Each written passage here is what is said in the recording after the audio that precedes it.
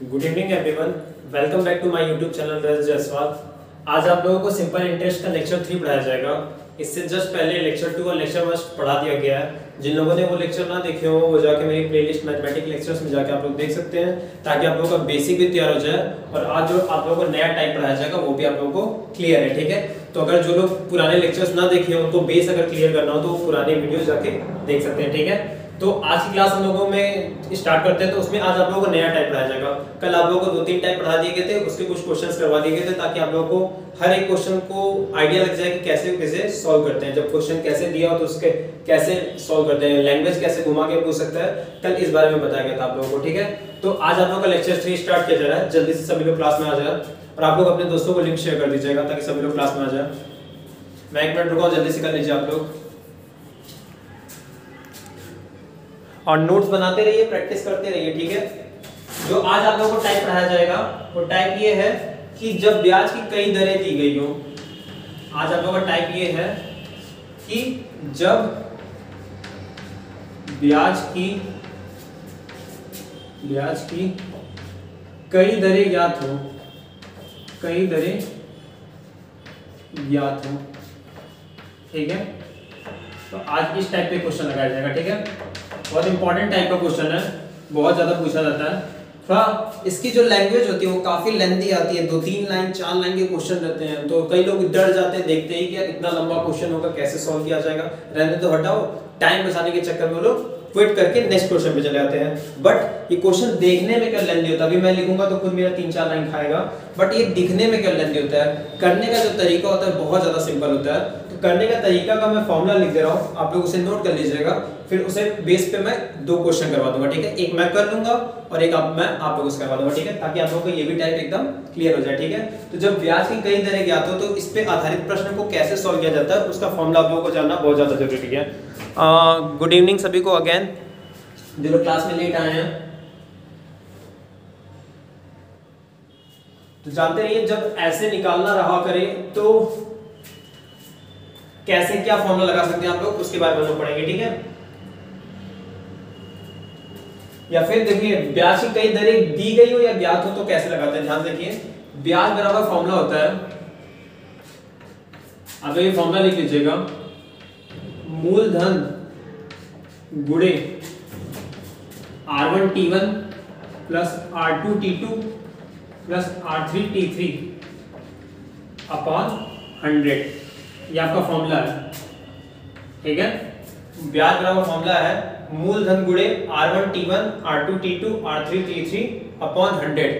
R आपको पता है दर है जो कि ज्ञात है, और ये T1 T2 T3 क्या है वो समय है कि जितने वर्ष के लिए वो ब्याज लग रहा होगा। ठीक है, तो समय भी आपको गिवन रहेगा और आपको दर भी सारी दी गई रहेगी और बटे 100 और मूलधन भी आपको दिया रहेगा, बस आपको ब्याज याद करना होगा। ठीक है, तो ये फॉर्मूला अपना नोट डाउन कर लीजिए जल्दी से, इस बेस पे मैं आधारित क्वेश्चन लगवा दे रहा हूँ। जल्दी से फॉर्मूला नोट डाउन कर लीजिएगा या स्क्रीनशॉट ले लीजिएगा ताकि आप लोगों को क्लियर हो जाए।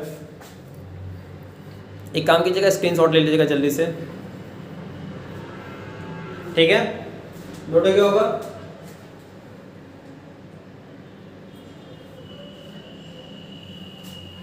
ठीक है, नोट हो गया होगा। मैं मिटा दे रहा हूँ, मैं क्वेश्चन करवाने जा रहा हूँ। ठीक है, क्योंकि क्वेश्चन काफी लेंथी रहेगा।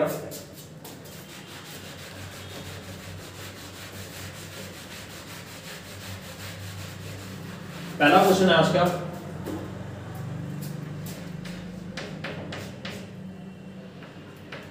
एक व्यक्ति ने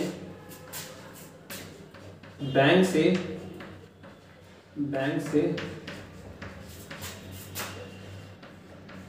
8,000 रुपए इस शर्त पर उधार लिया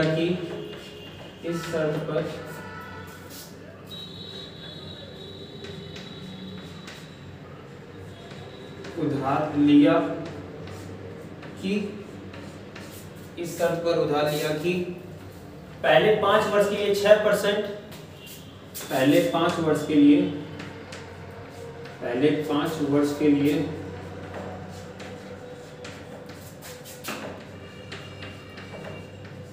6%, अगले 3 वर्षों के लिए 8%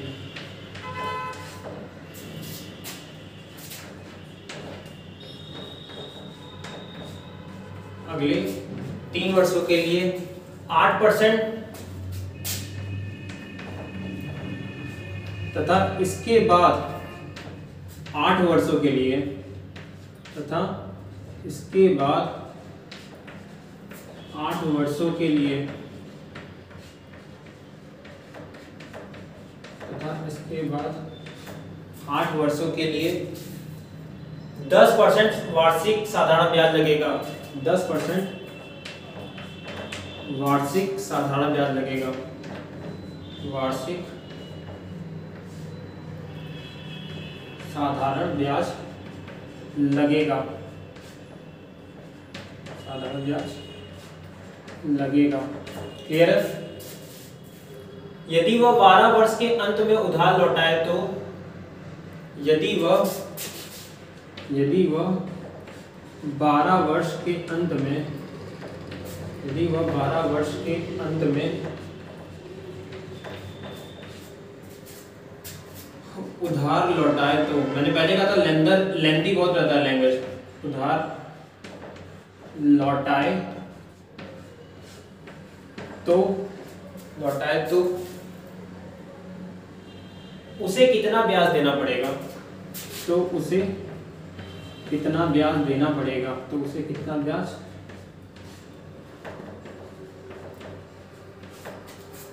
देना पड़ेगा?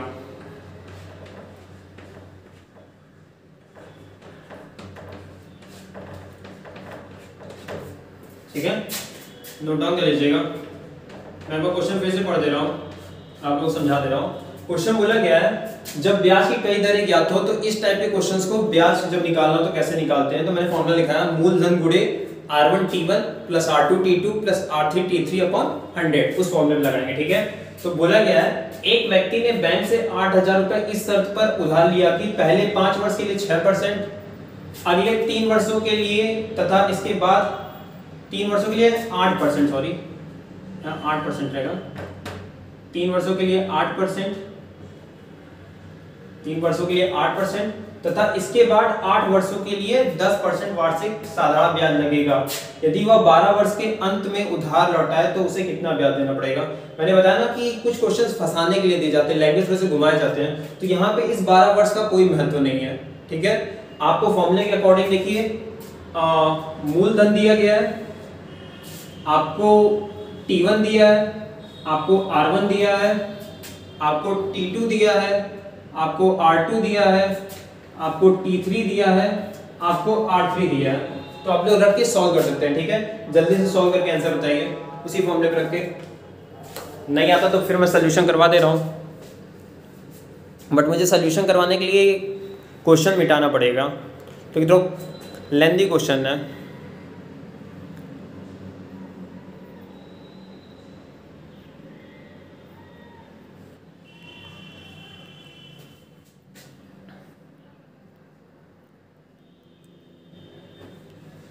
क्लियर है? नोट हो गया होगा क्वेश्चन, सबको समझ में आ गया होगा। क्वेश्चन टफ नहीं है, एकदम इजी है, बस फॉर्मूला आपको आना चाहिए। ठीक है, तो ध्यान से देखिए, उसी फॉर्मूले पे लगाएंगे तो कैसे लगेगा। आपका आ जाएगा ब्याज बराबर मूलधन आपका कितना है 8,000 है और T1 कितना है 5 वर्ष, इसकी दर कितनी है 6। T2 कितना है 3 वर्ष, इसकी दर कितनी है 8, प्लस T3 कितना है 8, इसकी दर कितनी है 10 बटा 100। तो ध्यान देखिए 2 जीरो से 2 जीरो कट जाएगा, बचा क्या 80 गुणे 5 30 8 त्रिक 24 8 दहा में 80, जोड़ लीजिए सबको। तो 80 गुणे कितना हो जाएगा, ध्यान से देखिए 80 24 हो गया आपका 104, 104 और 30 124 हो गया। क्लियर है? 5 30 3 8 24 8 दहा में 80 80 20 104 104 104 और 30 134 होगा, सॉरी 104 और 30 134 होगा। ठीक है, 134 का 80 से मल्टीप्लाई करना है, कर लीजिए।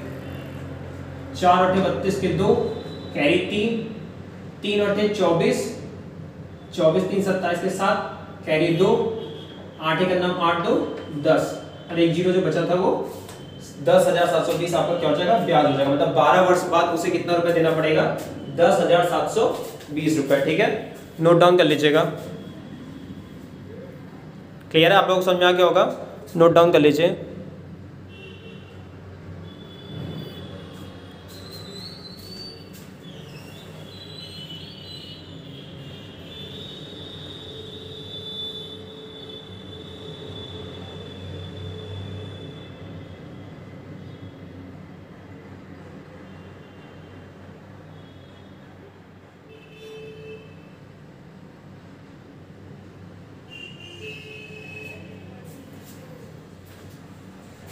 क्लियर है, नोट डाउन कर लीजिएगा।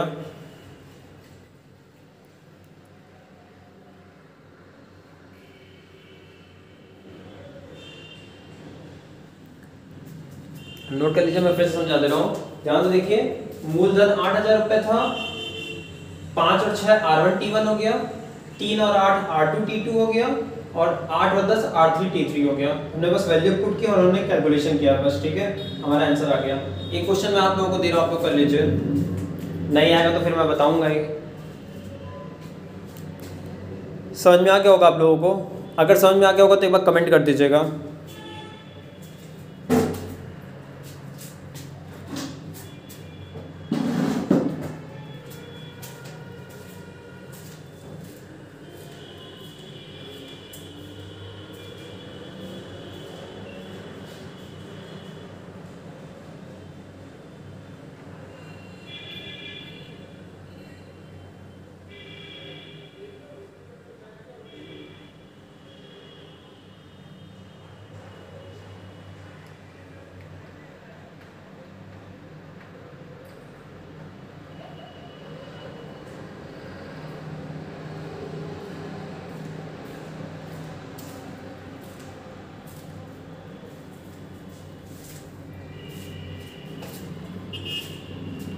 नोट हो गया होगा।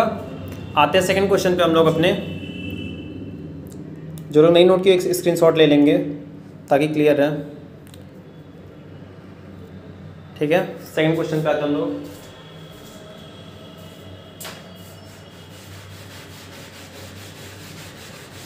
और कैलकुलेशन अभी से आप लोग बेहतर कर लीजिए, क्योंकि एनटीपीसी वगैरह के एग्जाम जो लगे हैं उसमें कैलकुलेशन बेस्ड क्वेश्चन ही आ रहे हैं, बाकी कोई ज़्यादा लेंथी क्वेश्चन नहीं आ रहे हैं।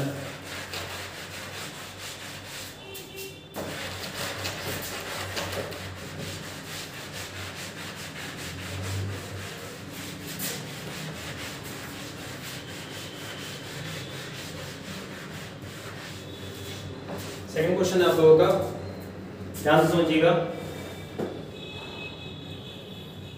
किसी धनराशि पर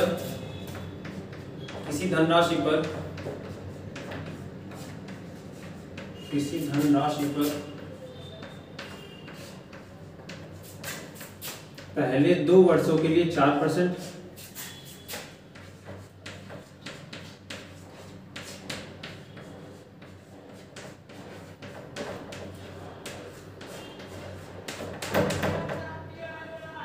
पहले 2 वर्षों के लिए 4%, अगले 4 वर्षों के लिए 6%, अगले 4 वर्षों के लिए 6%,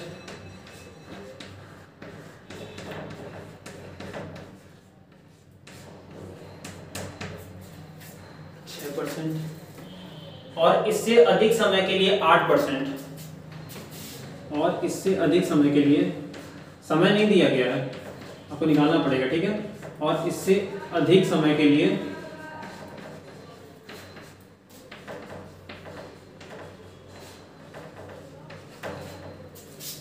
समय के लिए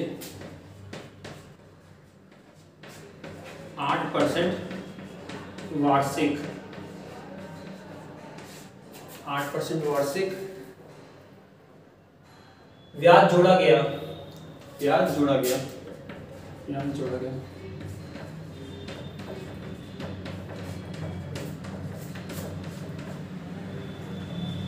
यदि कुल 9 वर्षों में यदि कुल 9 वर्षों में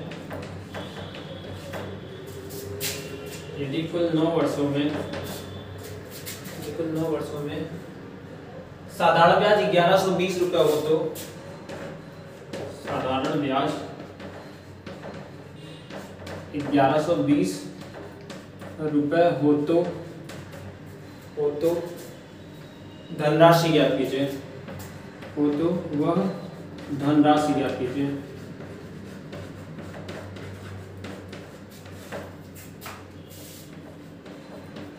ज्ञात करें। ठीक है, नोट डाउन कर लीजिएगा क्वेश्चन।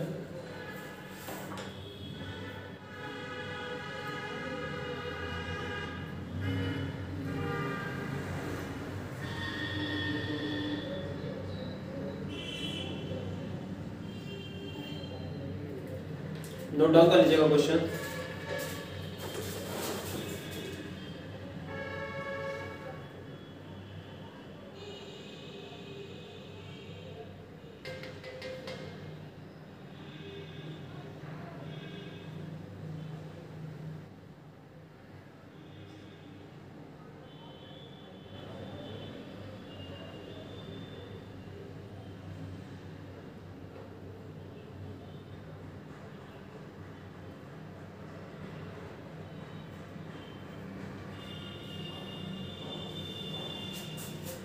नोट हो गया होगा। मैं एक बार क्वेश्चन समझा दे रहा हूं, ध्यान से समझिएगा। पिछले क्वेश्चन में जो 12 वर्ष दिया गया था उसको आप लोग अभी थोड़ा सा समझ लीजिए। पिछली बार जो 12 वर्ष दिया गया था वो सभी वर्षों को मिला के होता है, तो वैसा दिया रहेगा। कई बार अगर वो उस क्वेश्चन को दे रहा है तो मतलब उसका फंसाने के लिए दिया जा रहा है। ठीक है, जैसे देखिए क्या बोला गया, किसी धनराशि पर पहले 2 वर्षों के लिए 4% है, मतलब आपको R1 और T1 दिया है। क्लियर है, सबको समझ में आ गया होगा। अगले 4 वर्षों के 4 और 6% है, मतलब R2 और T2 भी गिवन है। ठीक है, और इससे अधिक समय के लिए 8%, मतलब आपको R3 दिया गया बट T3 नहीं दिया गया। बट आप लोग T3 हल्का सा सोच के निकाल सकते हैं। कैसे, देखिए बोला गया यदि कुल 9 वर्षों के लिए, टोटल 9 वर्ष कहा है और पहले कितना वर्ष था, 2 वर्ष लिया, फिर 4 वर्ष लिया, तो 4 और 2 मिला के 6 वर्ष हो गया। टोटल 9 वर्षों के लिए लिया तो 6 वर्ष निकाल दीजिए, तो बचा कितना, 3 वर्ष। तो 3 वर्ष क्या हो जाएगा, T3 हो जाएगा। इससे कंफ्यूज मत होइएगा, T3 आप निकाल सकते हैं इसमें से। ठीक है, तो पहला T1 2 वर्ष, T2 4 वर्ष और T3 ऑटोमेटिकली 9 में से जब 4 2 6 घटाएंगे तो 3 वर्ष आ जाएगा। तो T3 कितना हो गया, 3 वर्ष हो गया। आपको R1 दिया 4%, R2 दिया 6%, R3 दिया 8%। ठीक है, और साधारण ब्याज आपको दिया गया 1120 रुपए। आपको मूलधन ज्ञात करना है। ठीक है, तो मूलधन वाले फॉर्मूले में मूलधन को रहने दीजिएगा, बाकी सबको सॉल्व कर लीजिए, तो कैलकुलेट करके आपका आंसर आ जाएगा। ठीक है, एक बार ट्राई करके आंसर निकालिए। हम 1 मिनट दे रहे हैं, जिसको नहीं समझाएगा हम उसके लिए बता देंगे। 1 मिनट का समय दिया जा रहा है, जल्दी से आप लोग कर लीजिए।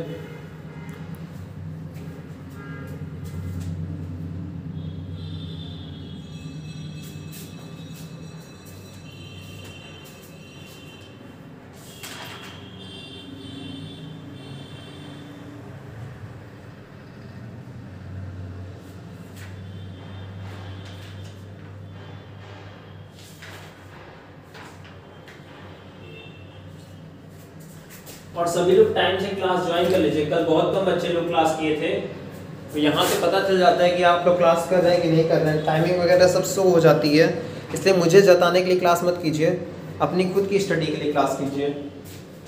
क्योंकि नॉलेज आपकी गेन होगी तो आपको कंपटीशन वगैरह में बीट करने में आसानी होगी। आपको हर एक टाइप के क्वेश्चन बताए जा रहे हैं और जितना सही तरीके से समझाया जा सकता है उतनी मैं कोशिश कर रहा हूँ समझाने की। तो अगर आप लोग चाह रहे हैं अच्छा करना तो फिर आप लोग जुड़े रहिए कंटिन्यू। पढ़ाई से मजाक मत कीजिए, वरना पढ़ाई अगर मजाक कर देगी तो फिर आप लोग कहीं के नहीं रहेंगे। इसलिए पढ़ाई से मजाक मत कीजिए।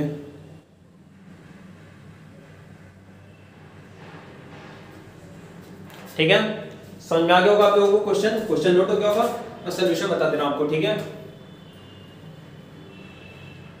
देखिए सोल्यूशन कैसे होगा। रुकिए, थोड़ा सा वीडियो की जूमिंग पिक्सल्स कम कर दे रहा हूँ ताकि आप लोगों को सोल्यूशन एक ही बार में दिख जाए क्वेश्चन पे ही। ठीक है, थोड़ा सा जूमिंग पिक्सल कम किया हूँ, ध्यान से देखिए कैसे लगेगा। हम लोग फॉर्मूला जानते हैं साधारण ब्याज। देखिए साधारण ब्याज आपको 1120 रुपए दिया है, मूलधन हम लोग मान लेते हैं P है।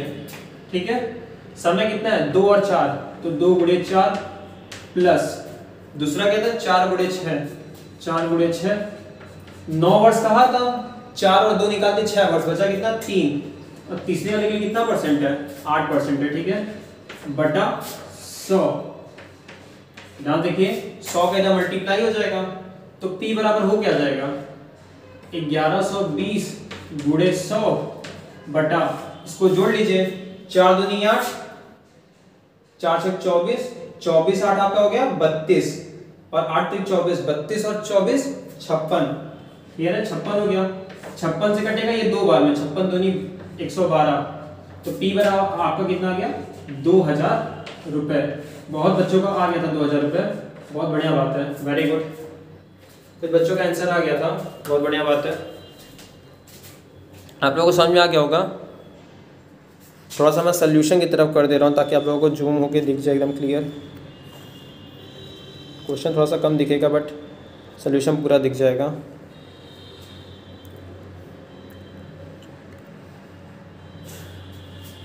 देखिए मैंने कैसे किया, मैं समझा दे रहा हूँ। मूलधन ज्ञात करना था तो मूलधन को हमने P मान लिया, क्लियर है, मूलधन को हमने P मान लिया। साधारण ब्याज बोला गया था 1120 रुपये जाता, तो हमने ब्याज की जगह 1120 लिख दिया। R1 T1, R2 T2 और T3 निकल गया था तो R3 T3 कर दिया अपॉन 100, 100 को क्रॉस मल्टीप्लाई में भेजा, इसको सॉल्व किया, ऐड करके 56 बना, 56 से डिवाइड कर दिया, मल्टीप्लाई कर दिया, ठीक है, आंसर आ गया, नोट डाउन कर लीजिएगा। अगला क्वेश्चन मैं इसी टाइप का एक होमवर्क दे दे रहा हूँ ताकि आप लोग लगा लीजिएगा और आप लोगों को क्लियर हो जाए क्वेश्चन, ठीक है। तो इसी टाइप पे मैं क्वेश्चन दे दे रहा हूँ आप लोगों को, आप लोग लगा लीजिएगा और कमेंट सेक्शन में उसका कमेंट कर दीजिएगा, ठीक है।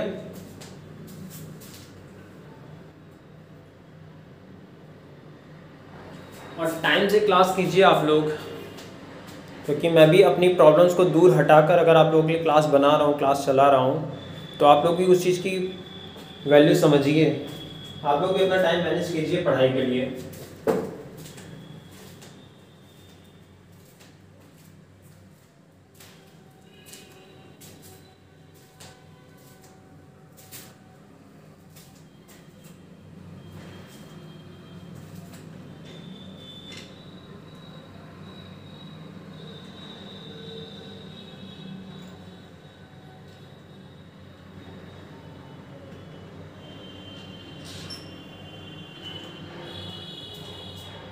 ठीक है, नोट हो गया होगा।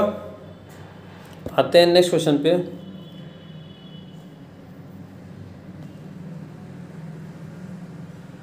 ठीक है, क्वेश्चन नंबर 3 है।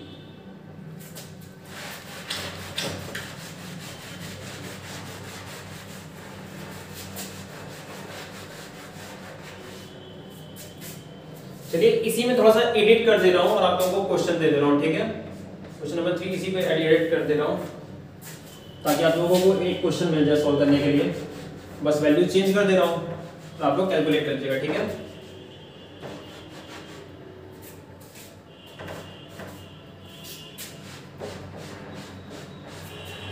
बोला गया है क्वेश्चन, यदि किसी धनराशि पर पहले 5 वर्षों के लिए 4%, अगले 3 वर्षों के लिए 6% और इससे अधिक के लिए 10% वार्षिक ब्याज जोड़ा गया, यदि कुल 10 वर्षों के लिए, यदि कुल 10 वर्षों में साधारण ब्याज 1750 रुपए, 1750 रुपए हो तो वह धनराशि ज्ञात करें, ठीक है। क्वेश्चन बोला गया यदि किसी धनराशि पर पहले 5 वर्षों के लिए 4%, अगले 3 वर्षों के लिए 6% और इससे अधिक समय के लिए 10% वार्षिक ब्याज जोड़ा गया, यदि कुल 10 वर्षों में साधारण ब्याज 1750 रुपए हो जाता है तो वह धनराशि ज्ञात करनी है। आपको 5 3 8 हो गया, 10 में से घटा के T3 निकाल लीजिएगा, फिर P मान के लगा लीजिएगा, ठीक है। जो आंसर आएगा उसे कमेंट सेक्शन में कमेंट कर दीजिएगा, ठीक है। क्लियर है, आप लोग समझ आ गया होगा, ठीक है। तो ज़्यादा बच्चे क्लास नहीं कर रहे हैं तो कोई मतलब नहीं ज़्यादा कोर्स पढ़ाने का, क्योंकि अभी हम पढ़ा देंगे तो बाकी बच्चों का बहुत सारा छूट जाएगा। पता नहीं बच्चे आ क्यों नहीं रहे, किस रीजन से नहीं आ रहे हैं, ये मुझे नहीं पता चल रहा है। मे भी शायद थर्ड सेमेस्टर और बीटीसी फोर्थ सेमेस्टर का रिजल्ट आया है, काफ़ी ख़राब रिजल्ट आ गया है। जानने में आया है कि काफ़ी 30 हज़ार बच्चे लगभग फेल हो गए हैं। तो मे भी कई बच्चे इसलिए परेशान होंगे। परेशान ना होइए, सब चीज़ अच्छी हो जाएगी। थोड़ा सा मेहनत कीजिए, पढ़ाई को सीरियसली लीजिए, सब कुछ सही हो जाएगा। और बाकी स्टडी पे थोड़ा फोकस करिए, खुद से टाइम मैनेज कीजिए। देखिए, ये जानते रहिए, अगर आपकी मन स्थिति सही है और आप अपने मन स्थिति को काबू करके पढ़ाई में मन लगा लेंगे तो सिचुएशन कैसी भी होगी आप उसे कर ले जाएंगे अच्छे से। और बाय चांस अगर आप अपना माइंड मेकअप नहीं कर पाए तो कोई भी कैसी भी कंडीशन हो, चाहे आपको जितना अच्छा टाइम दे दिया जाए, चाहे जितना अच्छा प्लेस दे दिया जाए और चाहे जितनी अच्छी किताबें दे दी जाए, तो भी आप नहीं पढ़ पाएंगे। इसलिए सबसे पहले माइंड मेकअप कीजिए कि हाँ, हमें पढ़ना है ये टॉपिक, कैसे पढ़ना है उसकी प्लानिंग कीजिए, कैसे किस चीज़ को कवर कर सकते हैं उसकी तरीके सोचिए। देखिए, आप लोग इस नए जनरेशन में बहुत सारे तरीके हैं जानने के किसी भी चीज़ को, बहुत सारे गैजेट्स हैं जानने के, बहुत सारे चैनल्स हैं जानने के। तो कोई भी एक टॉपिक को आप किसी भी चैनल से कवर कर सकते हैं। अगर आप वही एक टॉपिक 5-6 चैनल से कवर कर सकते हैं, 5-6 बुक्स से सॉल्व कर सकते हैं, हर एक चीज़ कर सकते हैं, तो वो आपका टॉपिक क्लियर हो जाएगा। तो पढ़ाई को थोड़ा सीरियसली लीजिए और हर एक चीज़ क्लियर करने की कोशिश कीजिए, ताकि जब आप कम्पीट करें एग्जाम वगैरह में तो कम से कम अपने आप से संतुष्ट हैं कि हाँ, मैंने अपना 100% दिया। होना ना होना वो बात की बात है, आपने अपना 100% दिया है कि नहीं दिया है, ये इम्पोर्टेंट है। तो अपना 100% देने की कोशिश किया करिए, बाकी जो होगा वो तो किस्मत में लिखा ही रहता है। ठीक है, तो आज की क्लास को मैं यहीं पे ओवर करता हूँ। आप लोग इस क्वेश्चन का आंसर कमेंट कर दीजिएगा। ठीक है, तो आज के लिए इतना ही रखते हैं। That's all. वीडियो लाइक कर दीजिएगा। Thank you everyone.